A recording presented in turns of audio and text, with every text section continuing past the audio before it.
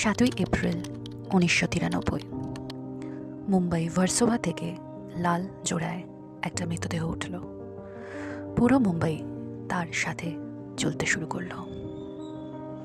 এই মৃতদেহ আর কারোর না, লাখ লাখ মানুষের ড্রিম গার্ল দিব্যা ভারতের, যে অনেক অল্প বয়সেই এই পৃথিবী ছেড়ে চলে গেছিল। দিব্যা ভারতের মৃত্যু এমন একটা মিস্ট্রি যার থেকে আজও পর্দা ওঠাতে পারা যায়নি। সবসময় হাসি খুশি থাকা এই মেয়েটি হঠাৎ এমন কি হলো যে তাকে প্রাণ ত্যাগ করতে হলো। ছোটবেলায় দিব্যা পড়াশোনা করতে একদম ভালোবাসত না, তাই সে ফিল্ম ইন্ডাস্ট্রি জয়েন করে যাতে তাকে আর পড়াশোনা না করতে হয়। মাত্র 16 বছর বয়সে 1990 সালে সে তার প্রথম ফিল্ম ববলি রাজা সাইন করে, আর ববলি রাজা রিলিজ হতেই সেটা সুপার ডুপার হিট হয়, আর দিব্যার কাছে নতুন ফিল্মসের লাইন লেগে যায়। দিব্যার ফিল্মি ক্যারিয়ার মাত্র 3 বছরের ছিল, তাতেই ও তখনকার টপ হিরোইনদের কম্পিটিশন দিত। যদিও যখন ও সিনেমায় আসে দিব্যাকে শ্রীদেবীর সাথে কম্পেয়ার করা হতো। শ্রীদেবী তখন তার ক্যারিয়ারের চরমে ছিলেন যখন দিব্যার এন্ট্রি হয় ফিল্ম ইন্ডাস্ট্রিতে। দিব্যা 1 বছরে 10টা মুভি করে, যেটা নিজেই একটা রেকর্ড। ওর টোটাল 14টা হিন্দি মুভি, যেটার মধ্যে 3টে দিব্যার মৃত্যুর পর রিলিজ করা হয়, আর দিব্যা তাতে 80%-এরও বেশি কাজ করে ফেলেছিল। আর এর মধ্যে 6-7টা সাউথ ইন্ডিয়ান মুভি ছিল।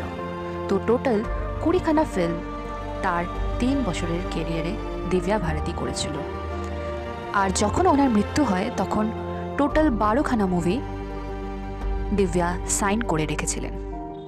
একবার শোলা और শবনমের সেটে গোবিন্দা দিব্যাকে সাজিদ নাডিয়াওয়ালার সাথে পরিচয় করায়, আর ওদের ভালো বন্ধুত্ব হয়ে যায়। সেটা পরে প্রেমে পরিণত হয়, আর তারপর 10ই মে 1992-তে দুজনে চুপচাপ বিয়ে করে নেয়। এই বিয়ে ইসলাম মত মেনে করা হয়েছিল। কাজী নিকা পড়ায়, আর দিব্যা ইসলাম ধর্ম গ্রহণ করে। তার নাম পরিবর্তন করে সানা নাডিয়াওয়ালা করা হয়। কিন্তু এই বিয়েটা লুকানো হয়, কারণ দিব্যার ক্যারিয়ার সবে শুরু হয়েছিল, আর এই বিয়ের কথা জানাজানি হলে প্রডিউসাররা তার থেকে ফিল্মস না কেড়ে নেয়, কারণ তখনকার সময় বিয়ের পর অ্যাক্ট্রেসদের ফ্যান ফলোয়িং কমে যায় বলে ধারণা ছিল। বলা হয় দিব্যা কখনো নিজের বিয়ে লুকাতে চায়নি, কিন্তু সাজিদ নাডিয়াওয়ালা জোর করায় সে এটা মেনে নেয়। সাজিদ নাডিয়াওয়ালা দিব্যা ভারতীকে একটা ফ্ল্যাট মুম্বাইয়ের ভার্সোভা এলাকায় ভাড়া করে দেয়। ওখানে দিব্যা একা বসবাস করতেন, আর কখনো কখনো দিব্যার ভাই কুনাল ভারতীও ওখানে আসতেন। তো যে বিল্ডিংয়ে এই ফ্ল্যাট ছিল তার নাম ছিল তুলসী অ্যাপার্টমেন্ট। তুলসী অ্যাপার্টমেন্টের 5 তলায় 3টে বেডরুমের একটা ফ্ল্যাট, যেটা দিব্যা বসবাস করতেন। 5ই এপ্রিল 1993 দিব্যা ভারতী এখানে একটা কাজের জন্যে হায়দ্রাবাদ যায়। এখানে সব কাজের পর তার প্ল্যান ছিল বন্ধুদের সাথে পার্টি করবে আর শপিং করবে, কিন্তু কাজ শেষে সে সব প্ল্যান ক্যান্সেল করে মুম্বাইতে ফেরত আসে। এতদিনে দিব্যা ভারতীর একজন সুপারস্টার হয়ে গেছিল, আর তার কাছে অনেক টাকাও এসেছিল, কিন্তু অনেক চেষ্টা করেও মুম্বাইতে একটা নিজের বাড়ি নিতে পারেনি। কিন্তু এবার হায়দ্রাবাদ থেকে ফিরে মুম্বাইয়ের একটা পশ এলাকায় ফ্ল্যাটের ডিল ফাইনাল করে সে। আর এই সুখবর তার বাড়ির সবার সাথে শেয়ার করার জন্যে দিব্যা তার ছোট ভাই কুনাল ভারতীকে ডেকে পাঠায়,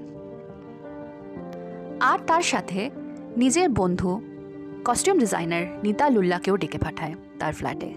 নীতা লুল্লা তার হাজব্যান্ড শ্যাম লুল্লার সাথে রাত 9টায় দিব্যার ফ্ল্যাটে আসে।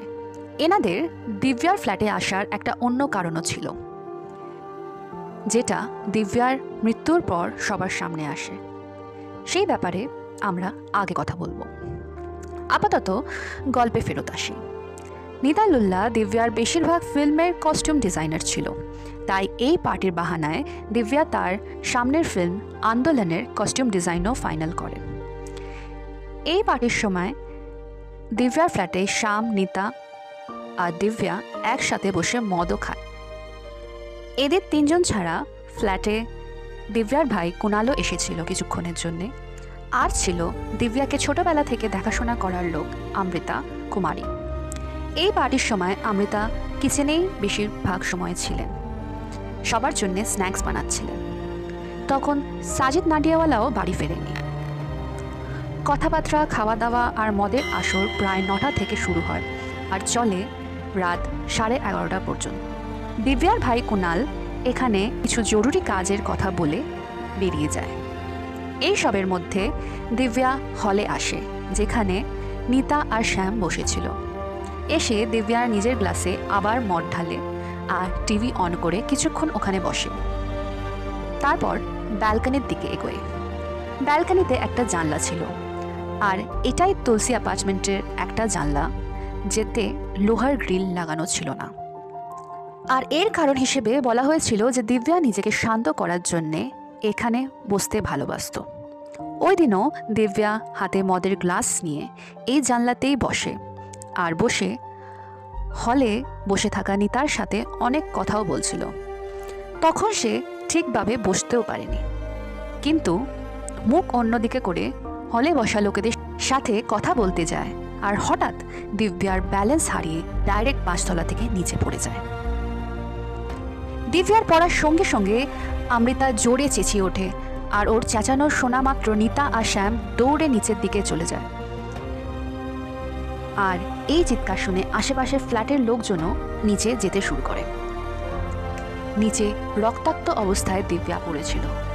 শরীরে কোনো রকম নাড়াচড়া হচ্ছিল না, যদিও নিঃশ্বাস তখনও চলছিল। ডক্টর শ্যাম লুল্লা দিব্যাকে নিয়ে অন্য লোকেদের সাহায্যে আর.এন. কাপুর হসপিটালে যায়। এদিকে নীতা তার বাড়ির মেড অমৃতাকে নিয়ে দিব্যার ফ্ল্যাটের কিছু দূরে, যেখানে দিব্যার বাবা মা থাকতো, ওখানে যায়। সেখানে গিয়ে দিব্যা জানলা থেকে পড়ে গেছে সেই খবর জানায়। হসপিটাল পৌঁছতেই দিব্যাকে ডেড অন অ্যারাইভাল ঘোষণা করা হয়। 19 বছরের পুতুলের মতন দেখতে আর কামাল করা অভিনেত্রী এই দুনিয়া ছেড়ে চলে যায়।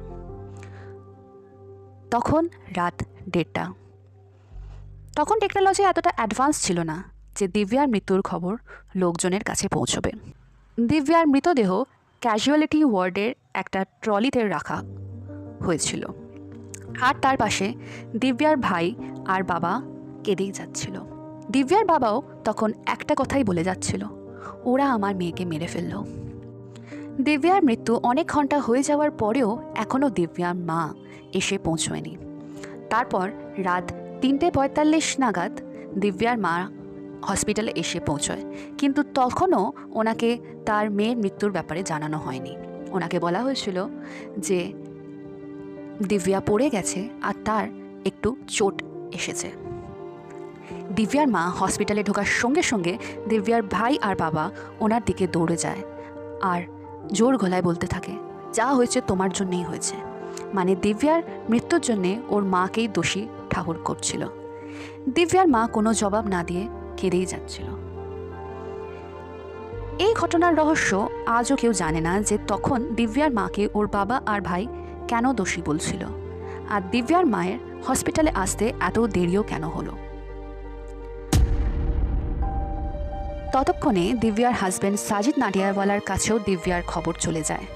কিছুক্ষণ পরে সাজিদও হসপিটালে আসে আর দৌড়ে সেই ওয়ার্ডে চলে যায় যেখানে দিব্যার বডি রাখা ছিল। দিব্যাকে দেখার পর সাজিদ গুম হয়ে যায়, কিছুক্ষণ কোনো রিয়াকশন দিতে পারে না, আর তার কিছুক্ষণ পরে মাটিতে পড়ে জ্ঞান হারিয়ে ফেলে। ডক্টরদের অনুযায়ী দিব্যার মৃত্যুর শক সহ্য করতে না পেরে সাজিদ ভয়ঙ্কর শকে চলে যায়। সাজিদের শরীর আস্তে আস্তে আরও খারাপ হতে থাকে, তাই ডক্টররা তাকে আইসিইউতে ভর্তি করে, আর সারা রাত ডক্টরের অবজারভেশনের ভেতরেই তাকে রাখা হয়। 6 এপ্রিল 1993 সকাল। ইন্ডাস্ট্রির সবার কাছেই মোটামুটি খবর চলে গেছিল দিব্যার মৃত্যুর। সৈফ আলী খান, সঞ্জয় কাপুর, মণি কাপুর আর গোবিন্দার মতোর তারকারাও সর্বপ্রথম দিব্যাকে দেখতে আসে।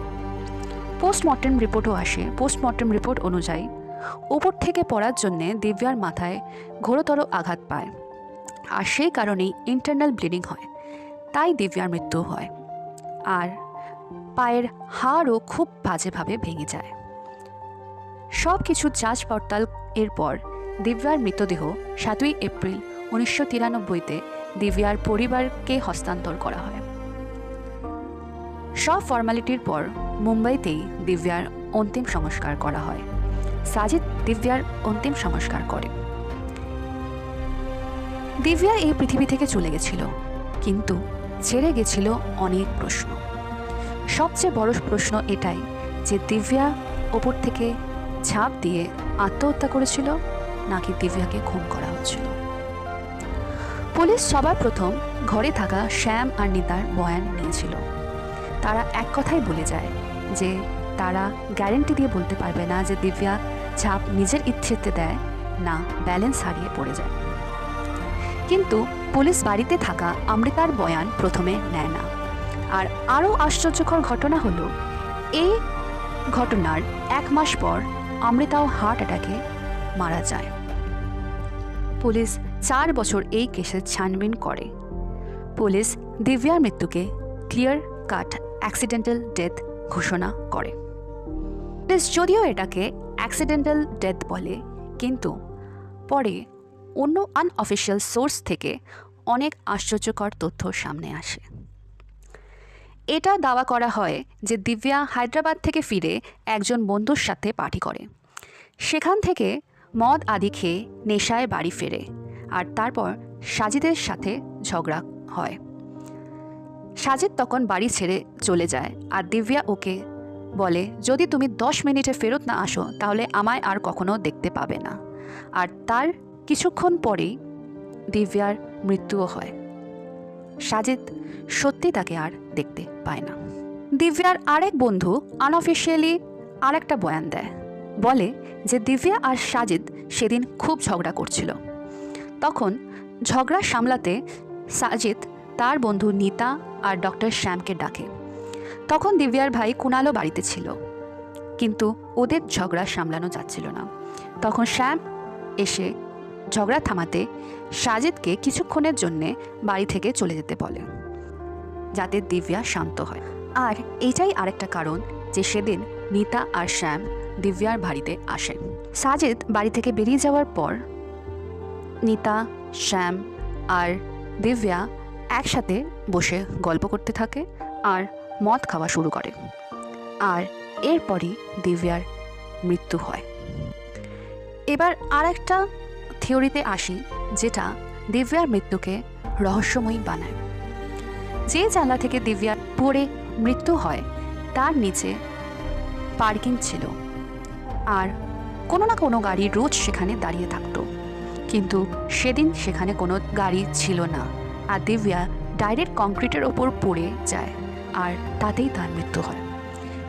সেদিন ওখানে কোনো গাড়ি না থাকা কি পুরোপুরি কাকতালীয়, না এর পেছনেও কোনো রহস্য লুকিয়ে আছে? এখনও এর স্পষ্ট জবাব আমরা পাইনি। অমৃতা তার জবানবন্দিতে বলে যে ওই ফ্ল্যাটের সব জানলাতেই অটো স্টপার লাগানো ছিল, আর দিব্যাও যে জানলা থেকে পড়ে গেছিল সেখানেও অটো স্টপার ছিল, কিন্তু দিব্যা পড়ে যাওয়ার পর ছানবিনের সময় ওই জানলার অটো স্টপার গায়েব ছিল। তো কি দিব্যাকে মারার প্ল্যান আগে থেকেই করা হয়েছিল? আরও একটা থিওরিতে বলা হয় যে দিব্যার মৃত্যুর পেছনে আন্ডারওয়ার্ল্ডের হাত থাকতে পারে। এর পেছনেও বেশ কিছু তথ্য আছে। যেমন তখন বলা হতো যে সাজিদ নাডিয়াওয়ালা আন্ডারওয়ার্ল্ডের দাউদ ইব্রাহিমের সাথে যুক্ত ছিল। তখন আন্ডারওয়ার্ল্ডের টাকা বলিউডে ডাইরেক্টলি আসতো, আর ওরা বলিউডকে ডাইরেক্টলি কন্ট্রোল করত। হয়তো দিব্যা ওদের অনুযায়ী কোনো কাজ না করায় দিব্যাকে